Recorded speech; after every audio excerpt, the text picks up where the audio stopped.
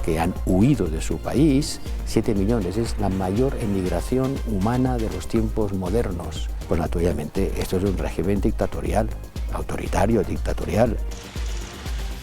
Estas declaraciones de Josep Borrell afirmando que el régimen de Nicolás Maduro en Venezuela es dictatorial han agravado aún más, si cabe, la crisis diplomática entre España y Venezuela. Muy buenas noches. Las declaraciones del alto representante de la Unión Europea para Asuntos Internacionales han provocado la reacción inmediata del gobierno de Nicolás Maduro. Es una más que se suma a la surgida tras la detención de 2 españoles en Venezuela acusados de pertenecer a la inteligencia española. Así lo confirmaba el ministro del Interior venezolano, Diosdado Cabello. España es como decir el que iba a suministrar los mercenarios para la realización de esta operación, los mercenarios extranjeros. Exteriores desmiente que España esté implicada en una operación para desestabilizar Venezuela y asegura que se mantiene en permanente contacto con las familias de los detenidos. Los familiares de los detenidos llevaban varios días sin saber de ellos y después de que estos no tomasen el vuelo previsto de vuelta, decidieron acudir a la Ertzaintza para presentar una denuncia por su desaparición. Fue entonces cuando se enteraron de que se encuentran detenidos en Venezuela. El otro foco de atención está en Marruecos. Esta mañana un numeroso grupo de marroquíes y subsaharianos intentaba saltar la valla que separa España de Marruecos. La policía marroquí volvía a hacerles frente. Y además, en este informativo les contaremos cómo ha finalizado el viaje de turistas más lejano de la historia. Los participantes en la misión han amerizado sobre las aguas del Océano Atlántico junto al Parque Nacional de Tortugas Secas en Florida. En cuestión de minutos ha pasado de orbitar la Tierra a 27.000 km por hora a posarse a unos 25 km a la hora.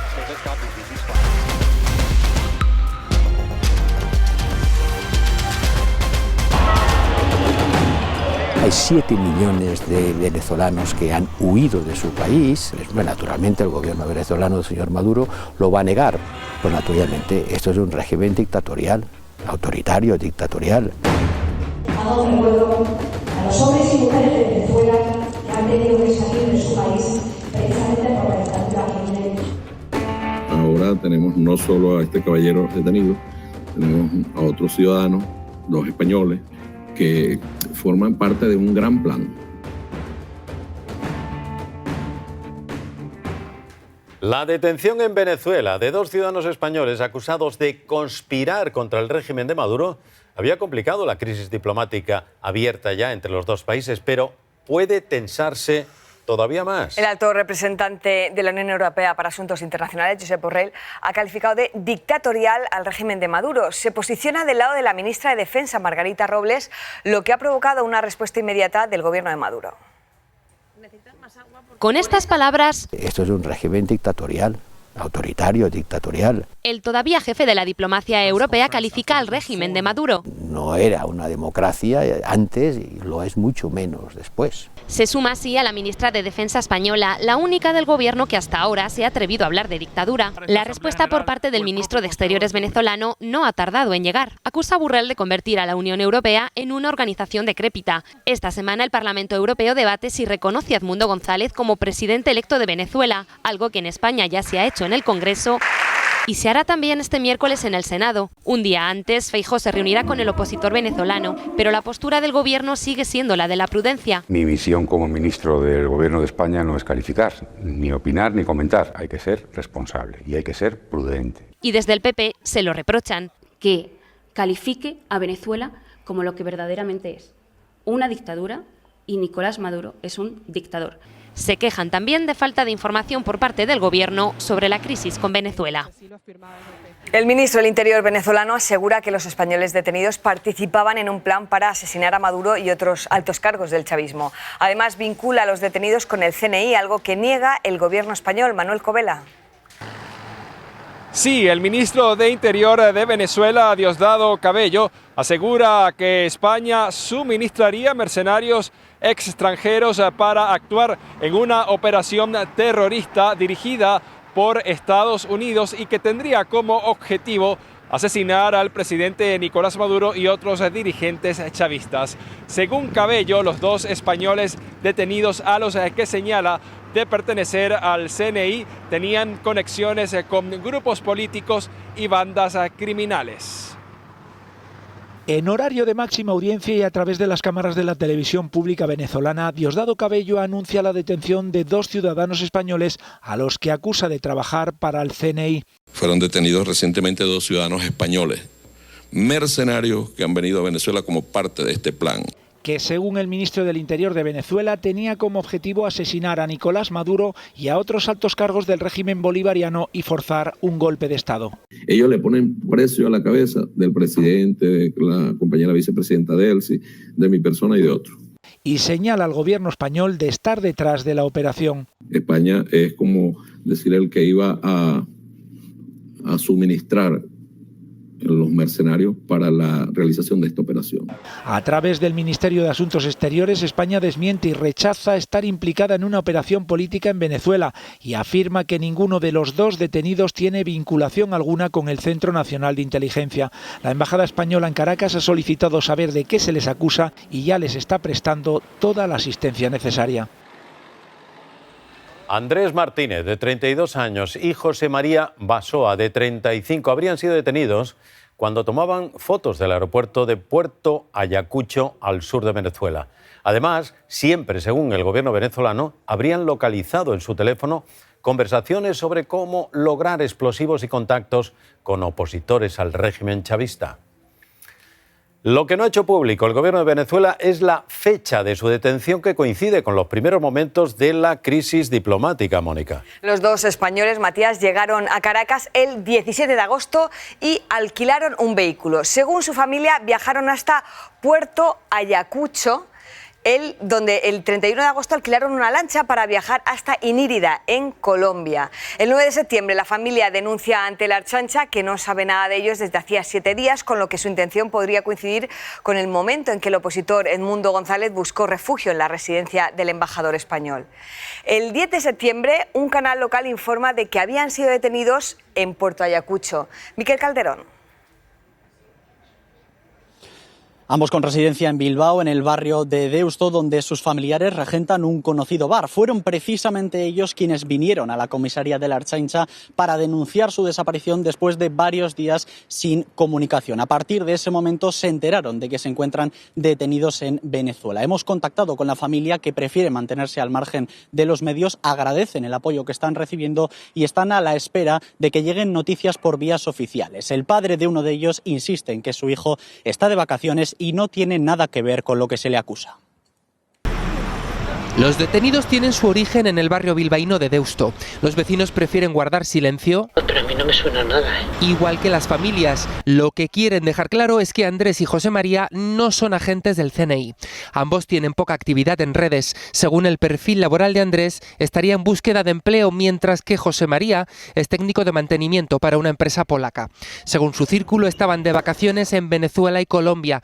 La última comunicación con ellos fue el día 2 de septiembre. Debían haber regresado a España el día 5. El día 9 la familia interpone la denuncia. En un hotel donde se hospedaron aseguran que su pista se pierde en la frontera entre Venezuela y Colombia. Estaban cogiendo la lancha que los iba a transportar hasta Venezuela. Después, este canal local de Colombia confirma las detenciones. Que los españoles se encuentran en estos momentos en Venezuela detenidos. Hablan de turistas españoles, coincidiendo con la versión de las familias. Si no fueran agentes, para los expertos, podría tratarse de una maniobra fruto de los últimos acontecimientos políticos. Inmediatamente justificar que sí, que está España detrás de una acción contra el gobierno venezolano, pues se han pillado estos los turistas. El Ministerio de Exteriores se mantiene en contacto constante con las familias. El gobierno venezolano se apresuró a vincular a los detenidos con la inteligencia española, algo que negó inmediatamente el gobierno español. Por lo que sabemos hasta ahora, no se dan las características con las que procede normalmente el Centro Nacional de Inteligencia. Teresa Fernández. Pues no parece una operación que llevarían a cabo los servicios de inteligencia, ni por la forma de actuar, con aparente poca preparación y sin infraestructura, ni tampoco por la respuesta que ha tenido el propio gobierno venezolano. Hemos querido preguntarle a los expertos en inteligencia precisamente si el perfil de los 2 detenidos correspondería al de agentes del CNI. 2 agentes ¿Con qué cobertura? Que venían de Colombia con un pasaporte de turismo. Van a generar la infraestructura para traer mercenarios a Venezuela. El CNI no trabaja así, no necesita trabajar así. El procedimiento lógico por parte del gobierno de Maduro habría sido una negociación diplomática para que los ciudadanos salieran del país. No ha sido así y acusan a España de organizar un complot, pero ¿realiza el CNI este tipo de operaciones subversivas? Si fuera una acción de inteligencia para preparar una desestabilización del gobierno, cosa que España no hace, no lo haría de esta manera. Por eso han salido rápidamente a negarlo, porque evidentemente no van a vincular al Servicio de Inteligencia Español con una acción que no tiene nada que ver. Venezuela acusa a Estados Unidos de estar detrás de una operación para derrocar al gobierno chavista. El ministro de Interior, Diosdado Cabello, asegura que uno de los arrestados sería el líder de la operación al servicio de la CIA. Algo que desmiente la administración estadounidense. José Ángel Abad. La administración Biden, Matías, reconoce que uno de los detenidos es o ha sido un miembro de la Marina estadounidense, también que desconoce las identidades de los otros dos detenidos y, sobre todo, niega cualquier participación en un supuesto plan para asesinar a Nicolás Maduro. Sería además sorprendente porque la administración Biden durante años ha estado negociando con el régimen de Maduro y aunque ha reconocido a Edmundo González como el vencedor de las últimas elecciones en julio, la Casa Blanca sigue defendiendo una solución diplomática y apenas ha impuesto sanciones al régimen de Maduro. Lo que sí es cierto también es que quien ha denunciado el supuesto complot del ministro del Interior, Diosdado Cabello, está en busca y captura por narcotráfico desde hace años aquí en Estados Unidos. Noche de tensión en Marruecos. Cientos de personas intentan entrar a Ceuta desde la localidad marroquí de Castillejos. Grupos de jóvenes que no dudaron en enfrentarse al enorme blindaje de seguridad desplegado. Más de 1000 personas han sido detenidas. Esta mañana un numeroso grupo de marroquíes y subsaharianos intentaban saltar la valla que separa España de Marruecos. La policía marroquí volvía a hacerles frente. Marruecos mantiene hasta ahora un gran dispositivo de policías y gendarmes para reforzar esa zona de la frontera. Grupos de jóvenes siguen acercándose para intentar cruzar a España. Última hora, Mar Ferrá. A última hora de esta tarde la policía se ha vuelto a movilizar. A unos 200 metros de donde estamos hay varios grupos de jóvenes que se esconden no muy lejos de la valla de Ceuta. Varios policías con los que hemos hablado nos explican que esperan otra noche tensa. Esta tarde también hemos conocido la muerte de un chico que se ha ahogado al intentar entrar nadando a Ceuta. Han encontrado su cadáver en una playa en la ciudad de Castillejos. Todo esto que vemos en este lado de la frontera contrasta con lo que sucede en Ceuta. Una oleada de jóvenes en avalancha hacia la valla de Ceuta y a esconderse de la policía marroquí en el pueblo fronterizo de Los Castillejos después de producirse cientos de detenciones. El reto viral lanzado para este fin de semana desafiaba a dar el salto y Marruecos había preparado un dispositivo de policías, gendarmes y fuerzas auxiliares de una dimensión jamás vista, compacto y eficaz. Los agentes han capturado más de 1000 marroquíes y subsaharianos a los que han introducido en autobuses que mandaban a cientos de kilómetros a ciudades en el interior del país. Los que escapaban se ocultaban en las colinas cercanas al Tarajal para esperar la llegada de la mañana, cuando han vuelto a intentar asaltar la valla y han sido repelidos de nuevo por los policías marroquíes. Afortunadamente hoy presenciamos una postura común de blindaje policial a ambos lados de la frontera. El despliegue de fuerza que ha desplegado Marruecos aquí en estos arenales, vamos, no existen precedentes, ni cuando se producían los asaltos masivos por el vallado. Algunos de ellos intentaban el asalto por mar y en ese intento un joven marroquí se ahogaba tratando de llegar a nado a Ceuta. A estas horas unos 200 jóvenes siguen intentando saltar la valla. La policía está evitándolo, pero de momento el reto viral ha costado una vida. Parece ser que porque pedimos que el menor sea entregado con garantías legales, ahora el gobierno de España se dedica a atacar a Canarias, no ayudar a Canarias, no ayudar a los menores. El presidente canario considera un ataque la advertencia realizada por la Fiscalía después de que Canarias aprobara un nuevo protocolo para la acogida de menores migrantes no acompañados. La llegada de embarcaciones no cesa. 2 cayucos lo hicieron ayer, sábado, a la Isla del Hierro con 85 personas y una más a La Gomera con 75. Hoy han sido 2, ambas en el Hierro, con 142 personas. En total, habrían accedido a España al menos 35 menores este fin de semana. Gracia López. Es un goteo que no para, son 5 embarcaciones en lo que va de fin de semana, 3 ayer, 2 en el día de hoy, la última a cuyos ocupantes atienden en este instante en el muelle de la Restinga, en la isla del Hierro. Unas 300 personas en total, 40 de ellos niños. Las cifras anuales son abrumadoras, más de 27.000 personas desde enero y lo peor estaría por llegar con el buen tiempo de las próximas semanas. Y entre tanto, sin soluciones, continúa la disputa política. Por un lado, el Gobierno de Canarias que pone en marcha un protocolo que ordena pero que ralentiza la acogida de menores que tendrían que tener una plaza previamente asignada, y por otro lado el Ministerio de Juventud e Infancia que ha denunciado ante la Fiscalía que ese modelo de acogida podría ser anticonstitucional porque no protege los derechos del menor. Aunque está en vigor desde el pasado jueves, no se está aplicando. Las ONG que gestionan esos centros de acogida han dicho que no van a dejar a ningún niño en la calle. 8 migrantes han muerto hace tan solo unas horas en el Canal de la Mancha intentando llegar al Reino Unido desde Francia.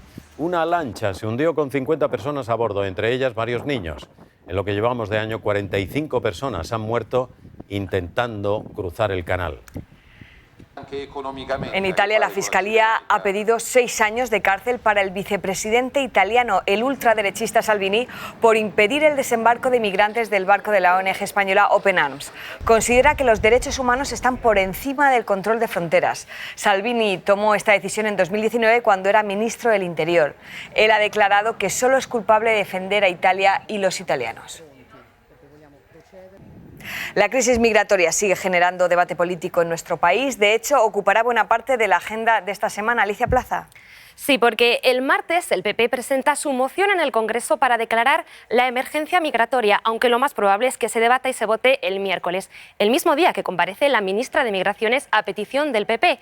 Ese día también sesión de control al Gobierno, probablemente la única de este mes con Sánchez. La última fue en junio. Y mientras esto ocurre en el Congreso, en Zarzuela, el rey recibe a Salvador Illa. La última audiencia con un presidente de la Generalitat fue en 2015 con Artur Mas. Pero antes, mañana lunes, el rey recibirá por primera vez a un embajador del Estado de Palestina, reconocido como tal por España en el mes de mayo. Son parte de los daños que ha provocado en Israel un misil lanzado desde Yemen. El ataque no deja víctimas, pero supone un golpe al sistema de defensa del país.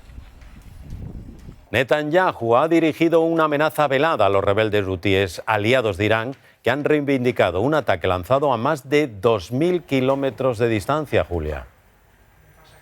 Y eso es lo que preocupa en Israel. Su sofisticado sistema de defensa aérea hizo que las alarmas sonaran en el centro del país y 15 minutos después el ejército confirmó haber derribado un misil lanzado desde Yemen. Lo llamativo es que alcanzó el espacio aéreo israelí. Los rebeldes hutíes aseguran que es un nuevo modelo supersónico que apenas tardó 11 minutos y medio en recorrer más de 2.000 kilómetros.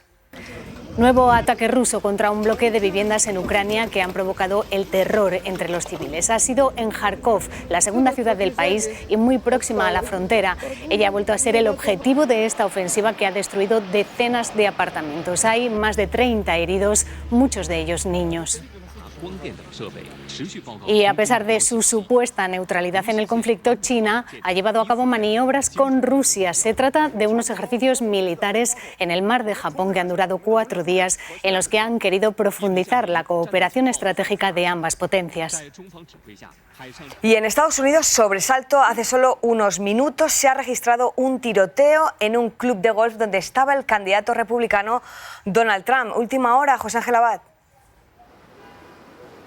Sí, Mónica, digamos lo más importante, Donald Trump está bien, absolutamente bien, aunque el servicio secreto le ha llevado solo por precaución a una posición de seguridad dentro de su propio club de golf en West Palm Beach, en Florida. El servicio secreto lo que se ha hecho ha sido disparar sobre un individuo sospechoso a quien vieron con un arma automática y en una actitud sospechosa le dispararon y hubo un intercambio de fuego. De nuevo, el presidente Trump en ningún momento ha sido herido. El servicio secreto, en todo caso, le ha llevado solo por si acaso una posición de seguridad después de este incidente del servicio secreto con intercambio de fuego en su propio club de golf en Florida, en un día en el que, pese a todo, continúa la campaña electoral. Al que más y al que menos a todos se nos pegan melodías. Y nosotros creemos haber encontrado la que obsesiona a Donald Trump. Kamala, qué mala es, qué mala es Kamala. Kamala no se le va de la cabeza, ni de la lengua. No ha hecho nada bien, ni las fronteras, ni gestionando economía, inflación, Afganistán, nada. Lo único que se le da bien es hacer trampas en las elecciones, ha comentado en su última intervención a cámara. Y también por las redes sociales. Además de criticar todo lo que haga el gobierno demócrata, en uno de los posts les acusa de ocultar información sobre su intento de asesinato hace 2 meses. Pero aunque parezca increíble, hay alguien contra quien ha arremetido de manera aún más iracunda. Sí, contra ella.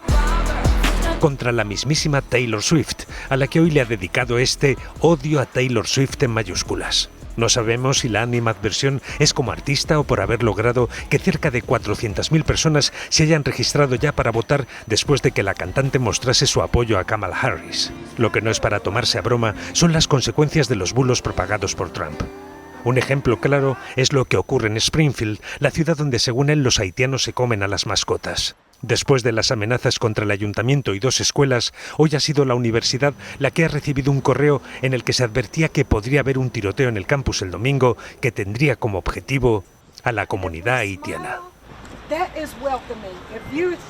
Alemania impondrá nuevos controles en sus fronteras terrestres a partir de mañana. Es una decisión polémica, pero no la única para tratar de frenar la inmigración en Europa, Julia.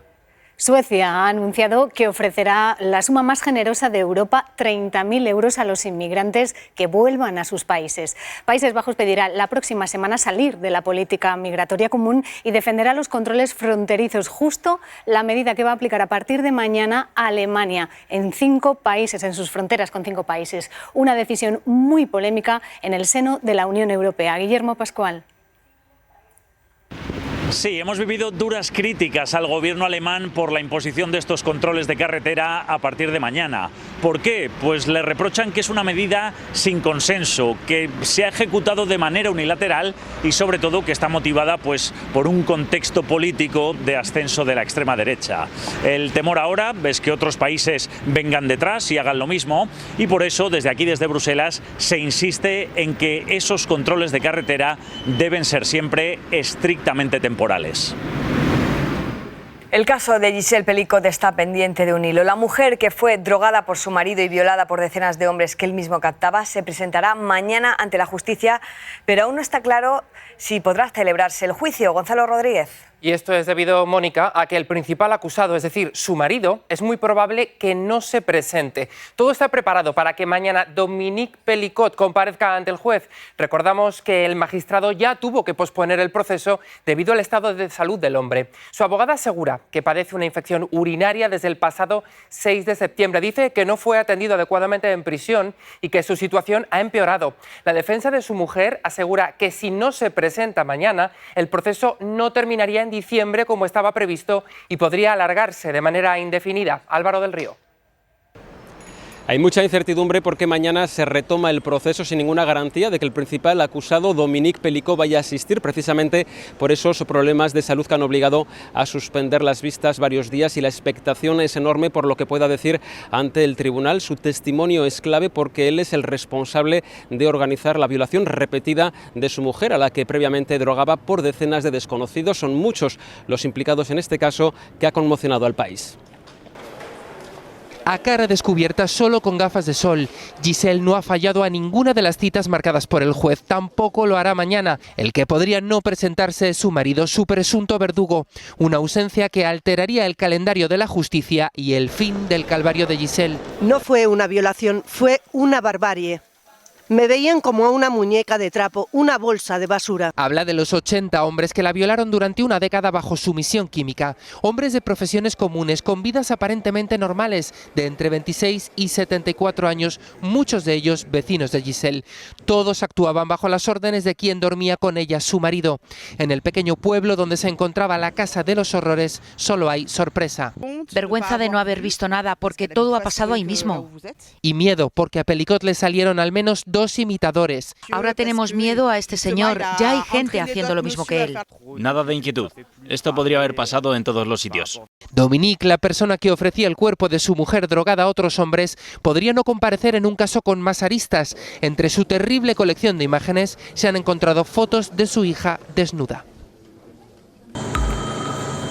La policía y el ejército checo han rescatado ya miles de personas que quedaron atrapadas por el temporal de estos días. Algunas zonas del país han sufrido las peores inundaciones en el último siglo. La borrasca Boris deja ya al menos 5 muertos en Rumanía, 1 en Austria, otro en Polonia. Las intensas lluvias han provocado el desbordamiento de ríos en el centro del continente y se anuncian más tormentas. Europa inundada. El temporal de los últimos días ha sumergido las calles del centro y el este del continente. Algunos países han registrado cifras de récord en los caudales de sus ríos. Muchos se han desbordado, destruyendo miles de casas. Los rescates y evacuaciones han sido una constante en las últimas horas. En Karlovice, un helicóptero está recogiendo de los tejados y guardillas a aquellos que se negaron a ser evacuados días antes. La Unión Europea ya ha transmitido su solidaridad con los territorios afectados. La presidenta de la Comisión Europea, Ursula von der Leyen, ha querido mostrar su apoyo a las familias afectadas y ha asegurado que la Unión está lista para actuar. En Austria ya han declarado zona catastrófica el estado de la Baja Austria. En la República Checa hay ciudades que han quedado sumergidas casi por completo, aunque en algunas zonas del país parece que las lluvias han bajado su intensidad. Lo peor ya ha pasado, pero ahora vienen las obras. Los daños son horribles. El temporal se desplaza ahora hacia Alemania. El nivel de los ríos germanos ya ha empezado a subir, afectando a varias localidades del sur del país que han sufrido inundaciones. Todo causado por un temporal de tal magnitud que, según los expertos, tan solo ocurre una vez cada 50 o 100 años. Visto el panorama en buena parte de Europa, vamos a preguntar a Imar si llegarán las lluvias a España, aunque antes recuerden que capturando el código QR que ven en su pantalla pueden conocer qué tiempo va a hacer en su localidad. Ahora sí, Imar. Esperamos un cambio radical de tiempo a lo largo de la próxima semana que afectará previsiblemente a buena parte del país. Porque observen lo que está por suceder: evolución de temperaturas en capas más altas de la atmósfera. Fíjense en ese embolsamiento de aire frío proveniente del continente europeo, retrógrado. Va a comenzar a afectar al tercio oeste peninsular, a Baleares, pero se extendería previsiblemente esa inestabilidad a buena parte de España. Dejará descenso térmico importante en gran parte del país y precipitaciones. No mañana, mañana arrancamos semana con tiempo estable, de nuevo seco y cálido en buena parte del país. El martes las primeras lluvias tormentosas afectando a la vertiente del Mediterráneo y archipiélago balear. El miércoles reforzándose, a partir del jueves extendiéndose a muchas zonas de España. Un niño de 7 años cae de un balcón en la 4ª planta de un edificio de Santiago de Compostela. El pequeño fue trasladado al hospital con vida, pero permanece en estado crítico. Paula Cantelar, ¿se sabe qué ha ocurrido? Pues sí, ocurrió sobre las 11:30 de la mañana y el niño caía efectivamente desde el balcón de su casa en el 4º piso de su vivienda en la calle céntrica de Santiago, Rúa República de Argentina. Caía en la mitad de la calzada, por lo que fue un conductor el encargado de socorrerlo en primera instancia y de llamar también a los servicios de emergencias. Varios de los viandantes que pasaban por el lugar de los hechos cuentan que el niño estaba muy nervioso, que sangraba por varias partes de su cuerpo, pero que por suerte se mantenía en todo momento consciente. De momento se desconocen las causas de la caída, por lo que la investigación policial continúa abierta y el niño, por su parte, está en la UCI pediátrica en el Hospital de Santiago. El príncipe Harry cumple hoy 40 años. Lo celebrará en California, alejado de la familia, pero en un momento en el que se escenifica cierto acercamiento. Su padre y la reina Camila le han felicitado desde sus redes sociales. Bueno, además se va a convertir en cuarentón, pues le va a reportar un ingreso de cerca de 10 millones de euros. Es el segundo pago de la herencia que le dejó su abuela. Una fórmula muy boyante de afrontar la supuesta crisis de los 40. El príncipe Harry ha cumplido 40 años alejado de la familia real y sin papel institucional. Lo ha celebrado en su espectacular mansión de Montecito, en California, y ha soplado las velas junto a su mujer Meghan Markle, sus 2 hijos y los íntimos amigos de la pareja. La celebración promete alargarse unos días, ya que el matrimonio planea una escapada a la montaña cerca de Santa Bárbara. Este año Harry tiene motivos de sobra para celebrarlo por todo lo alto, porque acaba de recibir el millonario regalo que su bisabuela, la reina madre, le dejó para cuando cumpliese los 40. 2040. Desde hace unas horas, su cuenta bancaria ha aumentado en más de 9 millones de euros. Ya cobró otros 7 millones cuando cumplió los 21. Así lo tenía estipulado su bisabuela. La reina madre creó un fondo para que sus bisnietos recibiesen su herencia sin tener que pagar impuestos. Y hoy el afortunado ha sido Harry. En 2021 recibió 12 millones de euros por la herencia de su madre. Las finanzas no le van mal porque hasta ahora lleva ganados 30 millones con su polémico libro autobiográfico. A Harry le llueven los contratos millonarios con documentales y entrevistas exclusivas. Desvincularse de la Casa Real le ha salido rentable. Sí ha sorprendido esta felicitación que la Casa Real británica le ha dedicado a Harry. Le deseamos al duque de Sussex un muy feliz 40 cumpleaños. Un acercamiento, el de los Sussex y los Windsor, que podría estar a la vuelta de la esquina. A las 9:36 hora peninsular ha finalizado el viaje de turistas más lejano de la historia. Han aterrizado sobre las aguas del Océano Atlántico junto al Parque Nacional de Tortugas Secas en Florida. En cuestión de minutos pasó de orbitar la Tierra a 27.000 kilómetros por hora a posarse a unos 25 kilómetros por hora. Es la alegría de los 4 tripulantes, 2 hombres y 2 mujeres, que ya han entrado en la historia del turismo espacial. Después de 4 días orbitando, han vuelto a la Tierra tras completar la primera caminata espacial privada. El momento del amerizaje se ha vivido desde el centro de control de Cabo Cañaveral con júbilo. Una hora después del impacto con el agua y ya en tierra, la compuerta de la cápsula Dragón se abrió y los tripulantes volvieron a tener contacto con la humanidad. Fueron 4 días de misión a 1.400 kilómetros de distancia de la Tierra, el viaje tripulado más lejano desde las misiones Apolo hace más de 50 años. En ese tiempo se realizaron 36 estudios de investigación dirigidos a mejorar la salud humana, se probaron nuevas comunicaciones basadas en láser en el espacio e incluso se tuvo tiempo para realizar un concierto de violín que unió por unos minutos el espacio con la Tierra.